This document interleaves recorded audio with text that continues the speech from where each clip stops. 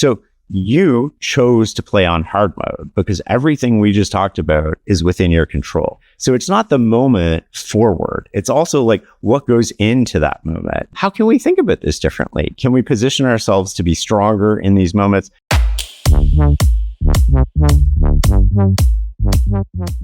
It's a great pleasure to welcome clear thinker and author Shane Parrish to the show. Shane first came on my radar when I discovered his hugely popular blog, Farnham Street. Farnham Street offers timeless lessons and insights to help you think better, learn faster, and make smart decisions.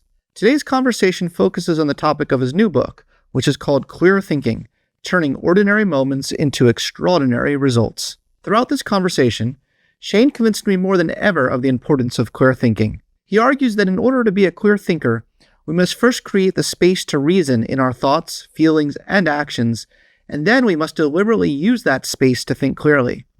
He makes the convincing case that if you can master that skill, you will have an unstoppable advantage in life.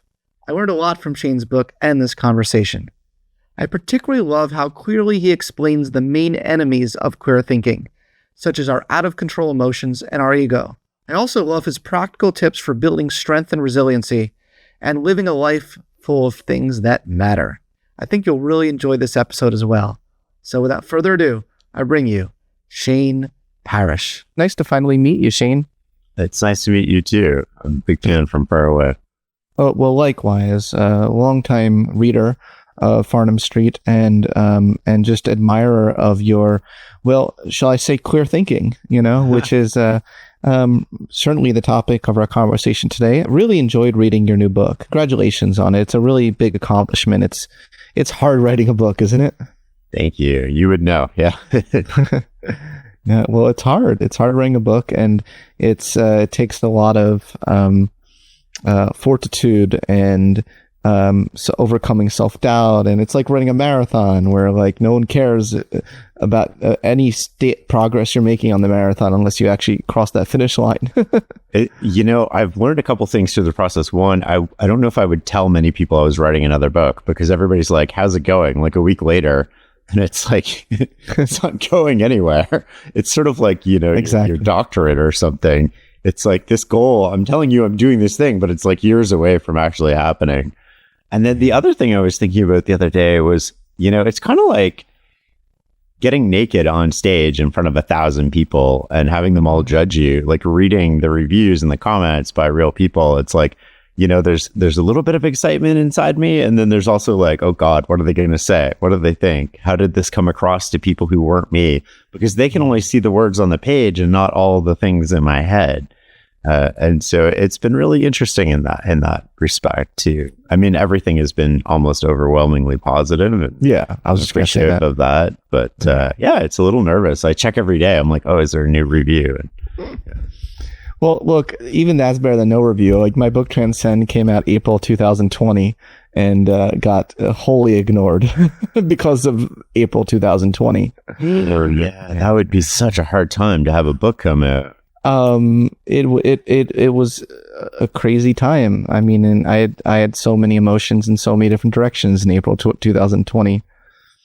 Yeah. Were you even focused on the book though? Like, it's sort of be an afterthought as I'm thinking about it. It's sort of not really actually. Yeah, I was COVID at that point. Yeah, I was stranded wherever I was, and I was more just focused on survival. Yeah. But then, they're like, people are like, oh, don't you have a book coming out? I'm like, oh yeah, it came out last week.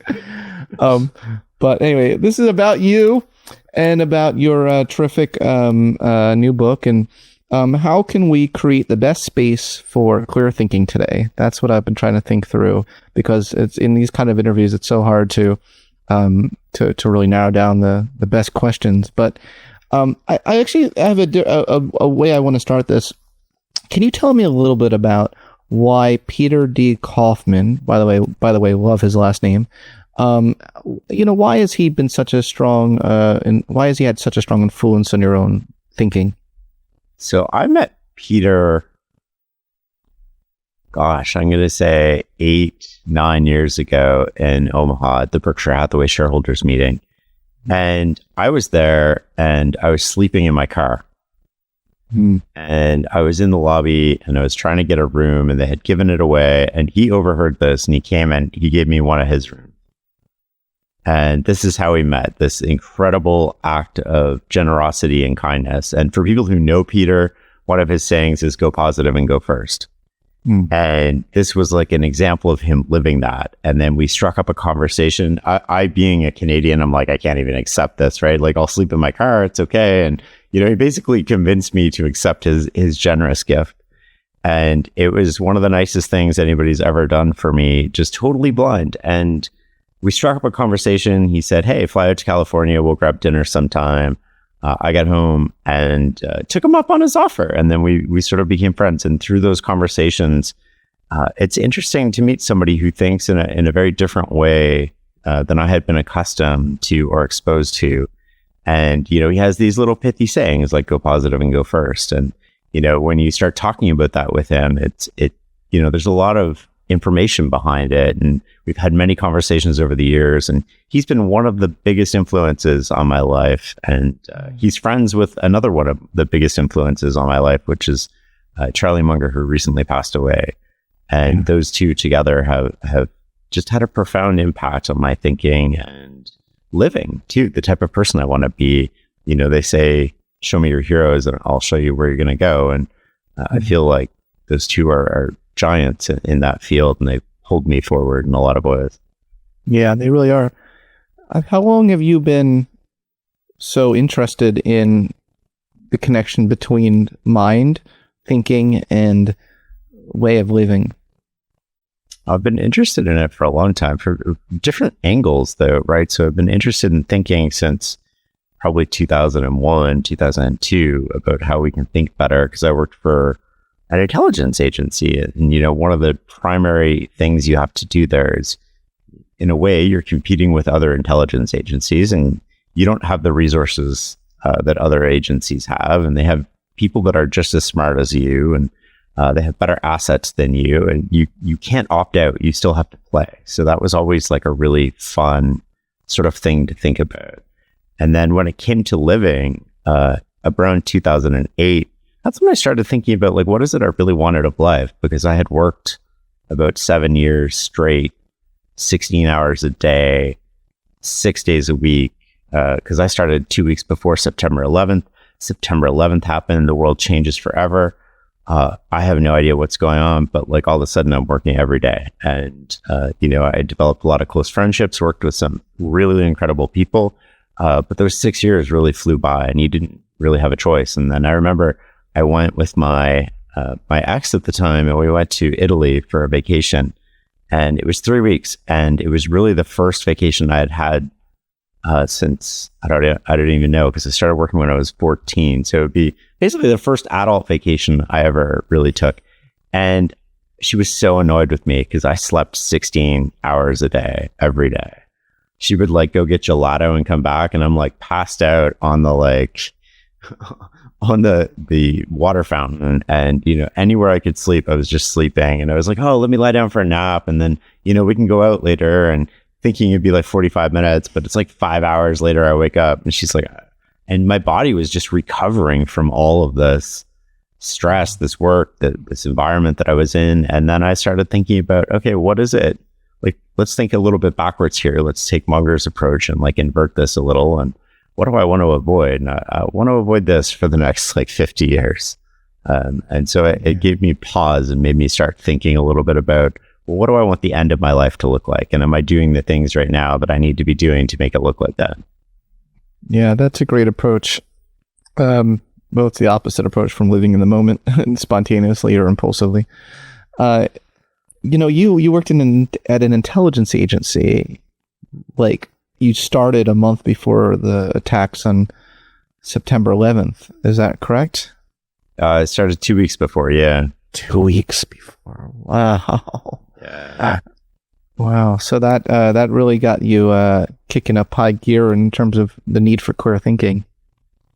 It really thrust a lot of people into roles and responsibilities that they didn't get hired for, and they probably weren't ready for at the time. But again, you don't have a choice. You just do the best you can. And a lot of people are counting on you. And it's not just people in the organization and your team. It's our country, our government, other countries, troops in theater are counting on us. And that's why you couldn't really opt out, because there's so much sort of riding on your shoulders. And you didn't want to opt out. You wanted to be a part of this. I mean, that's sort of why you signed up to work there, right? You want to help and you want to find solutions. The thing is, I sort of got thrust in these roles and responsibilities that I really wasn't prepared for, and I didn't really know what to do. So I started going around the organization. I'm like, how do I learn how to make decisions? I'm like 23, 24, 25, 26. Like, what? Nobody's ever taught me how to make decisions. There was like no class in university on decision making. And now all of a sudden you're making a decision that affects your team, your organization, other countries, troops in theater, people's lives. And how does that work? And how do you think through these problems in a rapid environment of an operational pace? And that was the impetus for sort of like learning, how do we do this? And can we learn, right? Or is it just sort of like you're born with it? Or do you get lucky? How do you think about this? And this led me to sort of like go around the organization. I was that guy who showed up at meetings and I'd just sit there in the back and, be quiet, but I was never invited. And sometimes I get kicked out. Sometimes they'd let me stay. And I was like, I want to learn how, our senior people make decisions. And then I went back to school and I wanted to do an MBA because I thought that would be the answer to learning how to make decisions. And it wasn't. But the MBA was sort of the connection to Munger, who, I had come across before, maybe late in high school. I read The Making of an American Capitalist by Roger Lowenstein on Warren Buffett. And that was my first exposure to them. And I hadn't really given it much thought. But then it sort of dawned on me during my MBA that I was like, here are these two guys in the real world who seem to consistently make better decisions than everybody else. Have they learned something that I can use and pull into the organization and apply to make us better, to make me better, to give us a better chance at success? And that was the start of Farnham Street blog, which is fs.blog. But it originally started as 68131-1440.blogger.com. And it started as that because it was my reflections on what I was reading. I was reading all the Berkshire Hathaway letters. I was reading all the Wesco shareholder letters. I was deep diving into these guys, trying to figure out like, how is it they've taken, Daniel Kahneman's work and Michael Porter's work and they put it into practice? And what is it that we can learn from that? And it was a scratch pad for me. I don't quite understand how other people found it, because I wasn't allowed to have a online persona. Like I wasn't allowed to be a person. It was an anonymous website. It was a series of digits because I thought nobody would want to type in all those digits to get to the website. And that's no longer the website. But the significance of those digits that was the zip code for Berkshire Hathaway and the unit number for Berkshire Hathaway. So it was an homage to those two in terms of what I was learning from them. And I think that was a really good way for me to reflect, right? When we think about learning, so often we just consume information and we don't chew on it. We don't digest it. We don't make it our own. But I was trying to take these ideas from outside the organization and apply them inside. So I'm taking them from one ecosystem effectively where they exist and saying like, well, does this work in our ecosystem? And like, where would it break? And what would need to change? And how do I think about that? So I was reflecting a lot on them. And this is what I think people miss today with the information that we consume. So if you think about learning as a loop, as I think of it, and this isn't super scientific, but it's sort of my practical real world experience is you have an experience, you reflect on that experience, you create a compression based on that reflection. The compression is like the distillation of that experience into something like go positive and go first. And that becomes an action. So you have this loop. You go experience, reflection, compression, action. And this is our continuous loop. And when you cut out reflection, you don't really learn. You go from experience to abstraction. And if you think about it, most of what we consume these days is other people's abstractions. We consume the gist. We consume the soundbite. We don't want the details. Those details are irrelevant. And in a lot of cases, that makes sense because you don't want to be an expert in everything, and you can't. We don't have enough time. But in the areas where you do want to be an expert, you actually need the details. You need the reflection. Because that's the process by which you learn to understand where does this work, where doesn't it work, what are the edge cases, does this apply in a different ecosystem, why is it likely to fail? And anybody can sort of like do this experiment at home or in your mind. You pull out a recipe and you make the recipe at home. And if you make the recipe perfectly and everything goes really well, it's going to taste the same as the chef who created it. It's almost indiscernible. But if something goes wrong, there's a huge difference between you, who's taken this compression and used it as knowledge in this case, but unearned knowledge, because the chef will taste it and be like, oh, there's too much salt. The heat was too high. The oven isn't calibrated. They instantly know what went wrong. And they know what went wrong because they did all the work of reflecting. And so I think in very specific domains, we as people actually need to consume large quantities of high quality, detailed information. And that was what I was trying to do from the outside and pull that in. And the blog was my process of reflecting on that in a way that, I mean, I wasn't talking about intelligence agencies or anything. I was just talking about these ideas and trying to compress them in a way that made sense for me and synthesize them and connect them to other ideas that I was learning. Does that make sense? Cool. Yeah, for the most part. I am interested in why you focus on ordinary moments when you talk about a lot of this stuff. I think that you seem like a first principles kind of guy to me. I mean, I could be wrong, but tell me a little bit why you think ordinary moments determine your position? I think for the most part, the big choices in life, we know we're making a decision. When you know you're making a decision, you're more likely to be rational about that decision. The problems are not that you don't have the tools to be rational in most cases. The problem is that you don't know you should be rational in some cases. And so when you have this moment about like what career to pick or who to interview on the podcast or what who to marry, these are decisions where you know you're making a decision. And so generally speaking, you're able to pause and think. You might get an advantage to learning how to think better in those moments, but generally speaking, we sort of get them directionally correct because we know we're making a decision. The ordinary moments, the moments when we don't know we're making a decision, those are the moments that really can multiply all of that by zero. So if you pick the right partner, but you don't invest in your relationship with them, what happens to that relationship? It goes to zero. If you pick the right partner and you take them for granted, what happens? Same thing. You wake up to divorce papers. And so these ordinary moments actually matter because those ordinary moments make life easier or harder, and they can multiply all of your progress by zero in these cases. And so I think it's important to think about these ordinary moments. And I think of them in the concept of positioning, which is, how do we use these ordinary moments to put ourselves in a good position? So what I learned from studying other people from decision making is that the best in the world, the people that we would consider above average at making decisions or getting really good results, they're almost never, if you go back in history, forced into making a decision they don't want to do.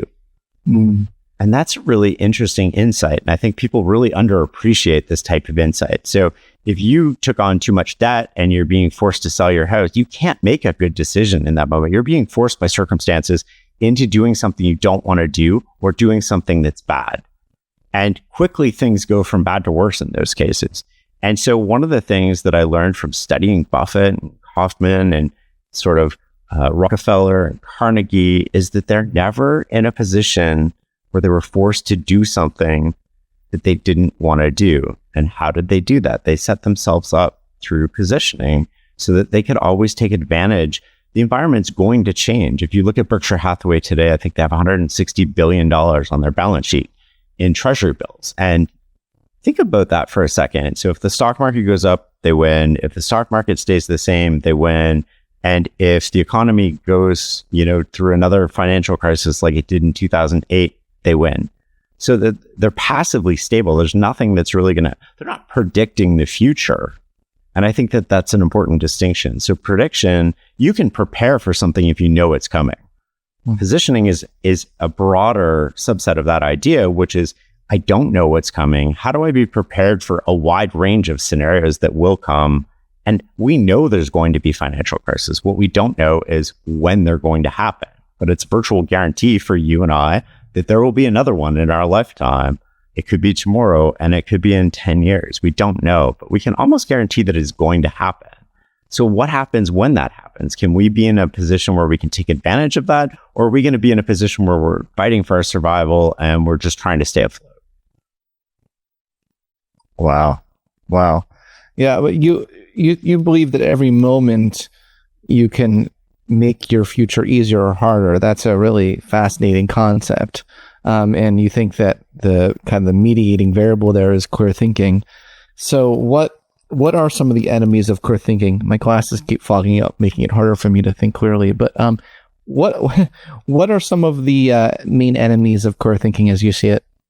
Well, so I wanted to come up with what are the scenarios where we tend not to think. The scenarios are situations where it's common for that we just react, we respond, and we're animals. So if we go back to our biology, you can think that we're territorial, we're self-preserving, we're hierarchical. These are sort of like ingrained in all animals. They're biological instincts, and they manifest themselves through us in the real world. And an example of that is, if I slight you in a meeting, you're going to respond. And if you catch yourself, you're going to stop it. But if you don't catch yourself, you're going to respond without reasoning. You're just going to react because you're an animal. And what I'm doing is I'm infringing on your territory. But our territory isn't necessarily physical. Our territory doesn't have to be, a dog walking around peeing on trees. Our territory is how we see ourselves. Our territory is our identity. And so what does that mean? Well, that means that there's a situation where we're not going to think, right? Where we're less likely to think than we otherwise would be. So the 4 defaults that I lay out in the book are ego, emotion, social, and inertia. And all of these things create a situation whereby we are less likely to think than we otherwise would. So if you think of emotion, that's a pretty simple one, right? Which is you're angry. Are you thinking clearly when you're angry? Probably not. You're going to do things that you later regret. And then you think of ego. Well, we just sort of talked about ego and identity. You're not thinking in those moments. Social, a great one is, have you ever been on the phone and said yes to somebody you don't want to say yes to? Because you don't want to disappoint them. You want them to like you, right? So you're not thinking, right? So you end up agreeing to these things you don't want to do because you want the other person to like you. Well, what is that? That's self-preserving, right?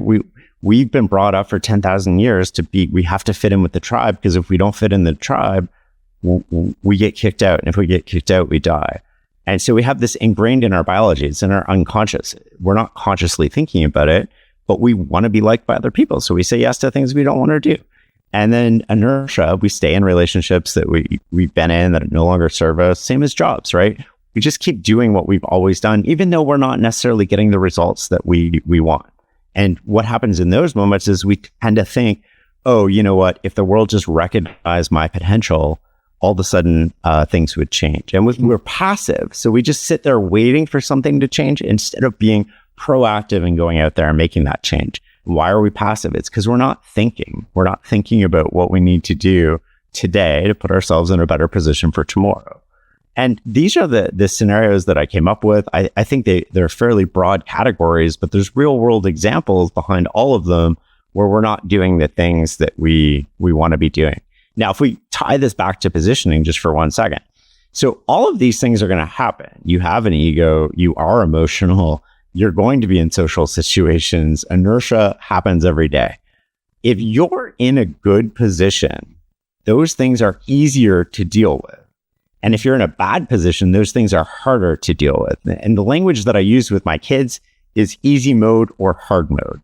Are you playing on easy mode or hard mode? And so an example, like one of my children came home, he gave me one of his tests and he didn't do as well as he wanted on it, nor as well as I would have hoped that he did. He gives it to me, shrugs his shoulders and says, I did my best. And I know from playing sports, we'll talk about this later. Like most kids quit on the car ride on the way home, not for their performance on the field. And so like we let the emotions simmer down a bit. And then later that night, I'm like, talk to me. What does it mean to do your best? He's like, well, I sat down at 10 a.m. I read all the questions. I looked at all the points. I followed everything the school told me to do to succeed on tests. I was like, oh, that's really interesting. Let's like rewind 72 hours here. And did you study? Not really. Were you up late the night before the test? Yes. Well, why were you up late? Well, I realized, I should have been studying, but it was like 10 o'clock. So I started studying at 10. I was like, okay, did you eat a healthy breakfast? No. Why didn't you eat a healthy breakfast? Because I slept in. Why did you sleep in? Because I was up late studying. Did you get in a fight with your brother that morning? Yes. Well, why'd you get into a fight? Because I was in the bathroom the same time as him. Normally we're different times. I'm irritated. I didn't sleep well. I was like, okay. So you chose to play on hard mode because everything we just talked about is within your control. That's the position that you're going. Now, in this case, it's preparation because we know the test is coming. It's not positioning. But this is a great example of how you can think about that, right? So it's not the moment forward. It's also like what goes into that moment. And if you want to think about how we can position ourselves in our relationship, an example is like if you invest in your relationship with your partner, if you imagine that there's a patch of grass between you and your partner and you water that grass, you go out on dates, you hold hands, you connect, you talk about your day, you do all these things. Well, now all of a sudden, if something happens, this little spark is going to go on this patch of wet grass. And what happens? It goes out. But if you don't water that grass, if you're in a bad position, you don't water the grass, all of a sudden what happens? That little spark lights this big inferno. And all of a sudden you're like yelling at each other over how you stack the dishwasher, which if I tap you on the shoulder in that moment and I say, hey, Scott, all right, do you want to put water or gas on this situation? You're going to be like, water, right? You're instantly going to start thinking, but you're not thinking. And because you're not thinking clearly at all. And your whole weekend can be derailed by this. Your whole relationship can be derailed by this. An ordinary moment, an otherwise ordinary moment can destroy if you have too many of these. And so it's like, okay, well, how can we think about this differently? Can we position ourselves to be stronger in these moments? Can we position ourselves so that we're better off? And if you think about it, like if you get a really bad night's sleep, you're out drinking, you're with your buddies, and then you come to work and there's traffic on the way to work and all of a sudden you're angry. You're angry at the world. You don't even know. You're probably angry at yourself deep down, but you're not feeling that. It's really hard in that moment for most, I would say, self-help books or like most people's advice is recognize you're angry, take a deep breath, like step away from the situation. Well, you're playing on hard mode. So if you can do that on your best day, and maybe you do it like 30 to 50% of the time, well, now all of a sudden you're going to do it 10% of the time. And so if you're in a good position, you didn't go out late, sort of the traffic doesn't bother you as much because you got a really good night's sleep. You might still be in a rush, but you're not super angry about it. So you've already improved the outcome here, and you're more likely to recognize what's happening, sort of dissipate the situation than otherwise. But there's also go ahead. No, go on. I thought you. Well, I was going to say, like, so those are things like you can recognize or avoid the situations, but you can also come up with rules, and I sort of term them automatic rules for success in the book, which is, well, how can I actually reprogram my brain so that I don't have to consciously think, but I turned my desired behavior into my default behavior. And I got this idea. I was so freaking lucky. I was sitting with Daniel Kahneman in his penthouse in New York, and we're chatting away, and his phone rings. And so he picks up his phone, and, at the end of it, he's like, my rule is I don't say yes on the phone. And then he hangs up, and I'm like, Danny, tell me about this. Well, I've never heard you say rule before. Like, I've read almost everything you've ever written, and I've listened to all your talks, and I've never heard this. And he says, well, I tend to say yes to people I don't want to say yes to for things that I don't want to do. So he's like, I found myself, I was saying yes 90% of the time when I wanted to be saying yes 10% of the time. And he's like, so I created this little rule. And the rule is, I never say yes on the phone to something. I'll get back to you tomorrow. And he's like, I realized a couple things through this. Once, after I did it a couple times, I didn't have to think about it. It just automatically came out of my mouth because we've been programmed our whole life to follow rules. So once we establish that we have a rule, even if we've created that rule for ourselves, we follow it.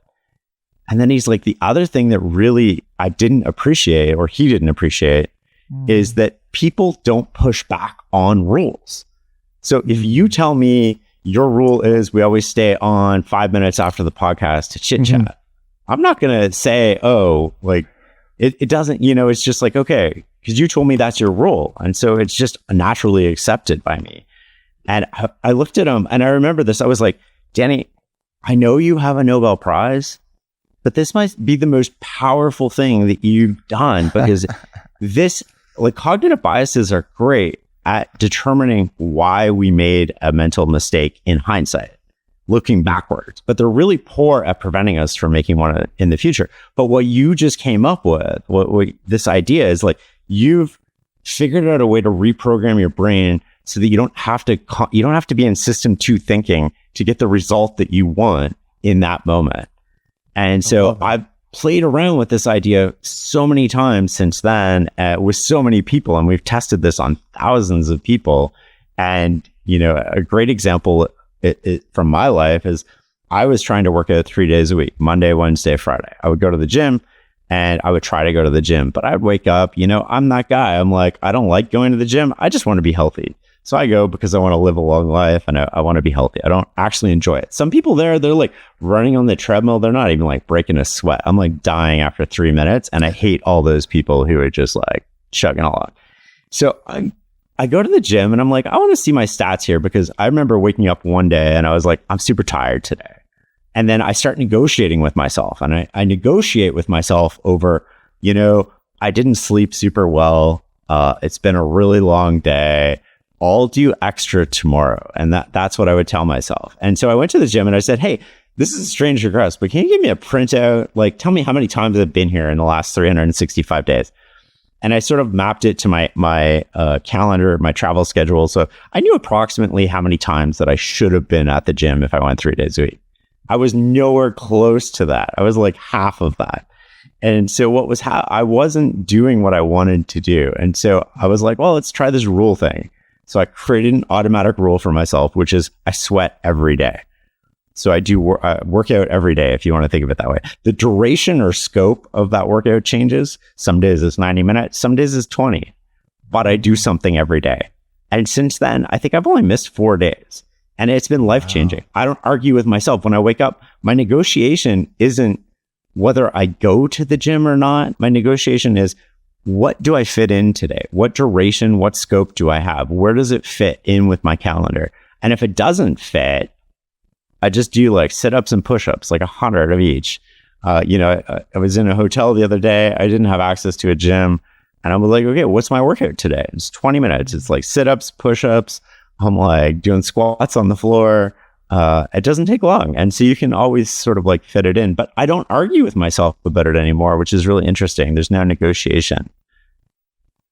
Really cool. Really cool. That's a great way of hacking the system there.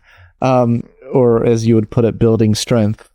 You have all sorts of goodies in this book to help you build strength in things that we really all really do and want to build strength in, like self-confidence, self-control, self-knowledge, self-accountability. What is self-accountability? Well, you have to be accountable to yourself, right? Nobody is going to hold you accountable. And this is how we wiggle out of things. And so, one way to hold yourself accountable is to have a personal board of directors that you report to. It's like this little kid's game, almost like an imagination, right? It's like, here's what I did, here's the results I'm getting. But at the end of the day, and what I mean by this is, think about you at work. There is somebody at work right now who knows what's holding you back, and they're not going to tell you. They're not going to hold you accountable for that one thing getting in your way. You have to hold yourself accountable. And one of the ways that we can hold ourselves accountable is to raise our standards. So if you think about it, and the fact that we're born into a situation which is pure chance, our parents, our socioeconomic status, our country, the behaviors of our parents, the standards of our parents, these are all chance, but these become unwritten rules that go into our head. They get ingrained into us over 18 years about what normal looks like. So when we come out, we think we're normal. One of the big lessons I learned from Peter is that if you do what everybody else is doing, you're going to get the same results that everybody else gets. And so if you take those standards that you adopted as a kid and you put them into practice, you're likely to get very similar results to your parents, maybe slightly better, maybe slightly worse, but you're going to probably be within one standard deviation because those habits and that mindset gets you here. But if you want to hold yourself accountable and you want to do something different, you have to have different standards, different levels of execution for where you want to get to. And if you look at you look at athletics, right? What was it? The Last Dance. Did you watch that with Michael Jordan? I loved it. Yeah, I loved everything about it. People hated him and they loved him. Why did they hate him? Because he held them to a higher standard than they held themselves. So when you play on a team, you can have somebody like that who's just really good and they raise the bar and they make you a better person. They make you a better. And what do? We just tell ourselves excuses. And so when you have somebody like this, and there's a story in the book about, one of my best friends who basically, 5 days into working with me, tells me, he's like, look, if you can't do your job, I don't want to work with you. And I'm like, well, here's all the other things that I did this week. And your mind is so defensive. It's like, I got called into this, the bus was late, blah, blah, blah. Like I had this list of things like, man, I'm working 16 hours a day. Here's all the shit that I did. I'll get this done. Don't worry about it. And he's just like, I don't care. I don't care about your excuses. Nobody cares about your excuses but you. If you can't do it, I don't want to work with you. P.S. Like, buy a car. Stop talking about the bus being late. And that becomes a self-accountability, right? You can take that and you can, man, this guy works at a different level than I do. Am I going to raise my game to their level? And if I'm not, then I'm not going to be able to work with him. And I was super fortunate because I was able to work with, the Michael Jordan of my industry or the Kobe Bryant of like what I did. I literally got to work with the best person in the world at one particular thing. Who was that? For 7 years. Matthew Holland. He runs a company now called Field Effect Cybersecurity. He is the most brilliant person at this in the entire world. And I was lucky because that made me better than I otherwise would have been because I didn't know these standards were possible. And if you're lucky, you get to work with somebody like that. But if you're not lucky, well, now what can you do? Well, now you can create a personal board of directors, which is one of the ideas in the book, and you can report to them, right? Because they can have higher standards than you. You don't need their permission to put them on the board. Warren Buffett's on my board. I mean, I didn't ask him for permission, but I'm like, what would Warren do in this situation? How would he think about this? And I think ultimately, at the end of the day, if you're getting the results that you want to be getting the results you think you deserve, then maybe this isn't an area where you need to look into very hard. But if you're not getting the things that you want to be getting out of life, you are the pilot of your life. You are the architect. Yes. You are the captain. And so ultimately you are in control. And that's where that accountability comes into. It might not be your fault, the situation that you're in, but it is your responsibility for what happens from here forward. Damn.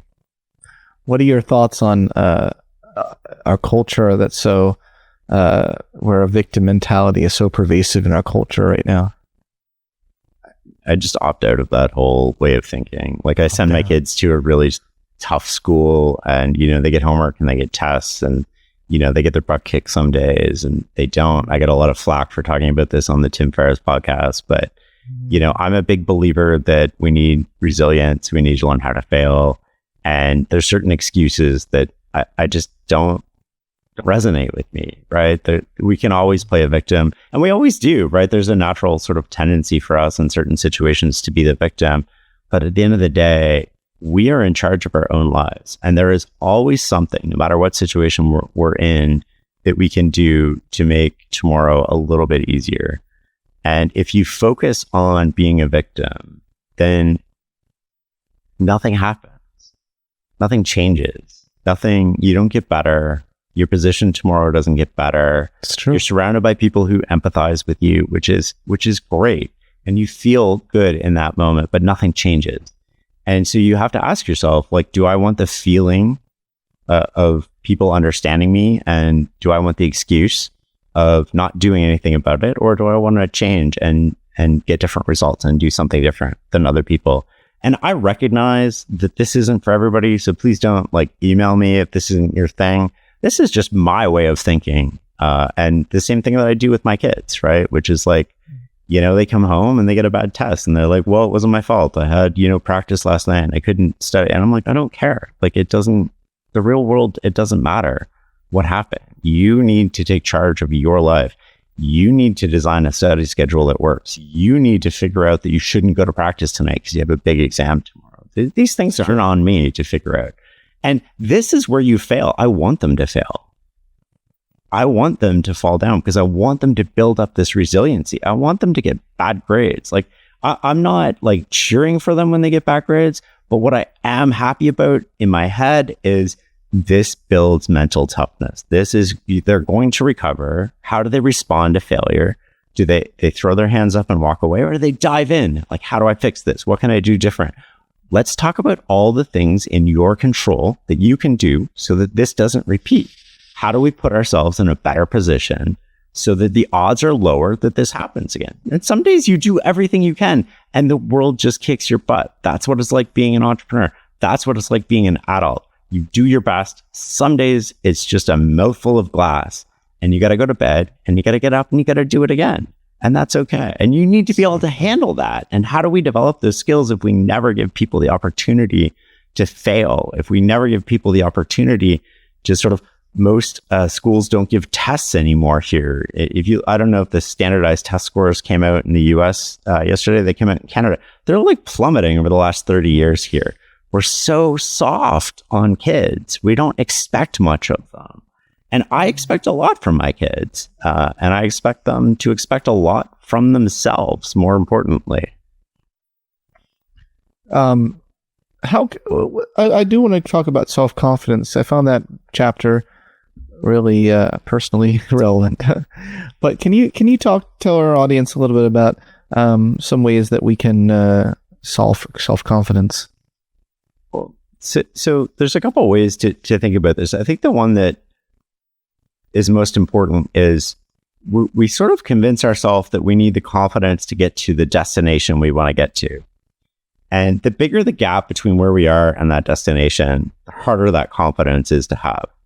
If Elon is like, I need the confidence to start Tesla or, SpaceX and get rockets into space, that requires insanity, a crazy degree of hubris, or a lot of things that most of us don't have. But if the next step, I call it next step confidence, it's like, can I have the confidence to take the next step? Well, the next step is to try to buy a rocket. Okay, well, that's what he did. He went to Russia, he tried to buy a rocket. They wouldn't sell him one. Next step was like, how can I build a rocket? Like, why do these rockets cost so much? And so if you have the confidence to take the next step, it's hugely empowering because I don't have to have the end goal figured out. Often those end goals even change. So if I can shrink the distance between where I am and what I need confidence for, I massively increase my ability to take action. I massively increase the ability to get momentum. And if you think about it, like if you're out running or you talk to any professional marathoner and they're not starting the race going like, I need to get to the finish line. When they hit the wall, they're like, can I make it to the next stop sign? Okay, well, I made it to the stop sign. Can I make it around the next corner? And they shorten the distance that they're looking at. And we can all do that too. And it'll dramatically improve your confidence because it's like, I can do that. And when I get to there, I'll take a look and I'll see what the next step is. And then you can figure it out. And I sort of got this, I was cliff jumping with my son, and the situation I talk about in the book is it's sort of like a one-way door, right? You climb up this mountain and we jump off, and he wanted to do it. I was like, oh, that's great. Like, are you sure though? Because we can't come down.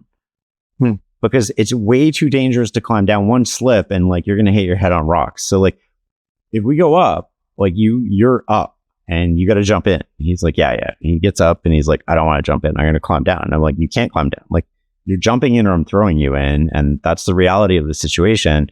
But before we get to that, like, let's talk about this. Like, what's going on? Like, what do you recognize in your body? And he's having this like physiological response, right? Like he's looking down and he's panting and he's breathing. And I'm like, okay, well, step away from the edge here, right? Like, let's go talk. We walk back 5 or 6 steps and I'm like, hey, get control of your breathing, deep breaths. What's the voice in your head saying right now? Well, I can't do this. I can't, this is too big. I'm scared. Okay, well, that voice is determining how you feel about the situation. So like, let's change this inner monologue that you're having. What are all the things you did for the first time that you were scared of, right? Like you went snowboarding, you went wakeboarding, you've done a whole bunch of things that you were really scared of doing that you had never done before that seemed really scary in those moments. So now all of a sudden it's like, okay, I can do hard things. And to put this in context, he's like 8 or 9 at the time. So like you're talking about things that are relevant and age appropriate for him, but you've done hard things. So we know that you have an ability to do hard things. We've got control of your breathing. And now I'm like, you're looking at the bottom. You're looking 25 feet down at the water. And you're like, do I have the confidence? Let's change where you're looking visually. Instead of looking down, let's look out. Do you have the confidence to take one step off the edge? Do you have the confidence to walk out and take one step off? Sure enough, he's got that little voice going. And I'm like, don't make it inside, like make it outside. I want to hear what that voice is telling you. And he's like, I can do this. I can do this. Like I've done hard things. And it's literally like that inner monologue you're having. And sure enough, he goes and he doesn't look down and he takes one step off the edge and he pencils down. And within 45 seconds, he's back up there, like jumping off, basically like doing backflips. And, it's so interesting to me that when we look, that water seemed 25 feet away. That gap between where he is and that water was so huge to him. That's huge to me too, right? Like there was definitely a little bit of fear in me the first time I did it. But when we have that, we become paralyzed. And so shrink the distance between where you're looking. Don't look at the water. Look at the next step. Don't look at the end of the marathon. How do I get around the next corner? Can I do that? Well, I got around the next. And then that action actually creates confidence in and of itself. And it creates momentum so that the next time you're like, oh, how do I get to this corner? It becomes easier to do each time. Brilliant. Absolutely brilliant. It's brilliant. It's because it's so logical. I'm wondering what happens when you feel very strong emotions that cloud that clear thinking. Like, do you ever have panic attacks? Do you ever have high anxiety? I don't know if I have panic attacks. I definitely like feel emotions pretty strongly. You're human? Yeah, definitely. Yeah, we all are. I think, if I recognize what's happening, I kind of think about it 2 ways. One, if I can, I usually do physical activity. I used to have this thing where I would run until I wasn't angry. So if I caught myself being angry, I would run and I would only turn around when I stopped being angry. I love that. And, one day I did a half marathon because I was really upset. It took a while. Like, oh, it's time to turn around. And I'm like, oh my God, right? Like, this is crazy. I was mad for a good chunk of time there. And I'm churning it, right? Like, I don't want to suppress my feelings. I need to let them out because if I suppress them, they're going to come back when I least expect them. I need to think through the problem. I need to get my anger out. And it's okay to be angry. I'm not hurting anybody. I'm not doing anything to anybody else. I put my headphones on. I run. Often I don't even listen to music. I just put them in. It's comforting. People don't chat with you if you have them in. They don't do the high thing when you're running by. Well, I jog. I don't run. So like some people are very serious about this. And so that was my way of coping. And now I have other ways of coping. That is definitely one of them. Another one is the sauna. I find high heat really good. I find physical stress really good for emotional stress for some reason. I want to stress my body out a little bit. And I feel like that allows me to feel these things a little quicker than I otherwise would. I try not to make decisions in those moments if I know what's going on. And often what I'll do is like, if I'm having a bad day, you normally know you're having a bad day by like 10 a.m.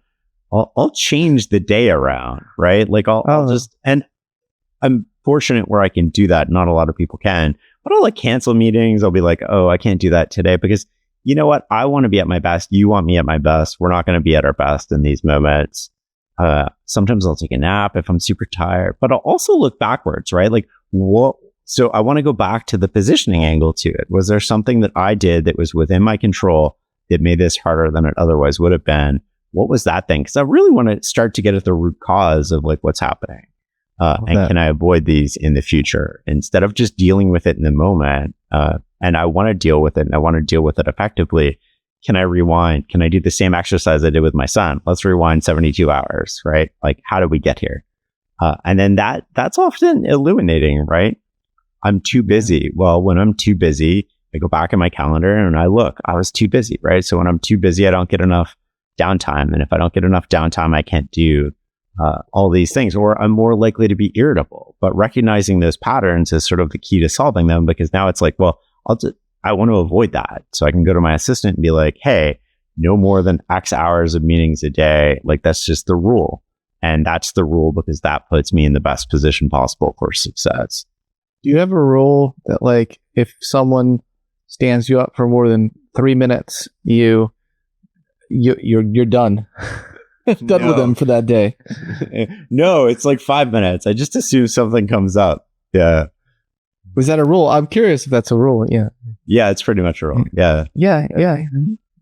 No, I mean, I love because it's just like, having been on all sides of this. It's like my default is never to assume anything malicious, though. My default is, of course, to send an email, to give it a few minutes, and then something came up, and that's okay. But I'm not going to sit here like waiting for this to resolve itself when I can be doing all these other things. And I think that these little rules, and you'll have to come up with your own rules. But the other thing is, you have to evaluate your rules, right? Going back to that self-accountability, are these rules getting me what I want? Are they getting me the outcomes I want? Are they getting me the relationships I want? One of the things that I always try to do is win-win on everything. I want everybody to win. I don't want to take advantage of anybody. I don't want to be in business with people I can't trust. I want to associate with people that I like. I feel like that's the best way to live life. And that means I say no to a lot of things. I say no to a lot of sponsors. I say no to a lot of people that I just don't want to be dealing with. Yeah, no, it's a great way to live one's life. There are so many different goals that we can choose during the course of our day. How do you know what goals are the ones you should be choosing? Yeah, so the last chapter of the book sort of talks about getting what you want and wanting what's worth getting. And those two things are very different. And I think, for me, it's important to me to think about, well, what is it that I'm trying to do here? Like, what is it I'm trying to create? What is it I want people to say about me when I'm on my deathbed? What type of life do I want to live? In the sense of, am I trying to achieve my goals in a way that is consistent with getting those goals? So if you look in history, one thing that everybody's probably familiar with, it's Christmas time, is Ebenezer Scrooge. What did Scrooge want? Well, Scrooge wanted to be the wealthiest, most well-known person in his community. And he got those things. He became the wealthiest, and he became Ebenezer Scrooge that we know of. And when we call people Scrooge, that's what we're saying. So he accomplished his goals. But what he discovered in the process was that the way that he went about achieving those goals was mutually exclusive from what actually mattered to him. And I don't want to end up in that situation where I have these. And this is the important thing. If those are your goals, be conscious about them. Right? Because often society is trying to tell you what your goals are. Go after this, go after this, go after this. And if you go after that you're going to acquire those things, and you might get them, and it's so unfulfilling. You have to be conscious about what you want to. And if you want to go after money and power and fame, own it. Go after it. There's no judgment on my part. Just be conscious about what you're choosing and go all in to get it. And think about the end of my life. Am I trying to achieve those goals in a way that's going to get me what I want in the end of my life? I want to be friends with people. Well, I can't stab them in the back on the way to my goals now. Okay, well, now we're starting to get somewhere, right? So now I'm coming up with a code of behavior for how I'm going to go after my goals. And if you want to be ruthless and go all out and try to get those things, then do it. I mean, I'm all for people making their own judgment calls about how to live. I think my way of approaching things is more likely to result in happiness, but I mean, to each their own. There's no judgment about that. Just be conscious about what you're doing, own it, and go after it. And I think too often we're not thinking about that. And you can't just think about it once, right? What you want at 20 is not what you want at 30, not what you want at 40. not what you want at 50. You have to keep thinking about this. You can't just close the book and be like, I'm going to go after this one thing. You have to reevaluate. Is that the thing I still want to go after? And if it is, go for it. I mean, that's a great point, and that's what's make it all the more difficult when you have that thought experiment about what you want at the end of your life, because what we want changes quite frequently. But it's fun. Actually, like if you journal it, right? If you were to journal it every 2 or 3 years, you can actually see the changes happening, which is great, right? We should be smarter than we were last year. We should be wanting different things. That's only natural to go about approaching things that way. A lot of this and a lot of these kinds of discussions, it's always about like more.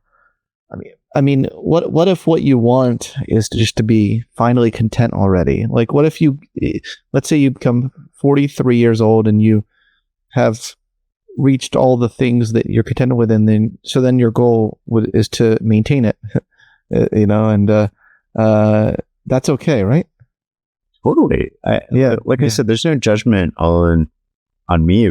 I just want people to be conscious about what they're going after. And this happens to a lot of people, right? You get people like Elon who are wired differently, and they achieve all this money, this fame, and then they go all in on something else, where a lot of us would want to protect what we've established or what we've acquired or what we have. And we wouldn't want to lose it because we have this loss aversion to, how do I protect this safety net I've just worked so hard to get, and I've been lucky and I've been fortunate.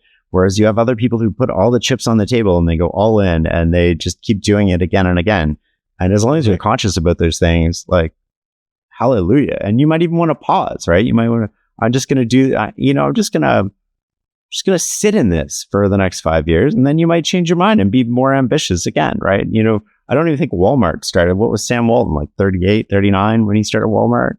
Like, we tend to, these are like some of the rules, right? We think that young people do these things, and it's like, no, we can do anything we want.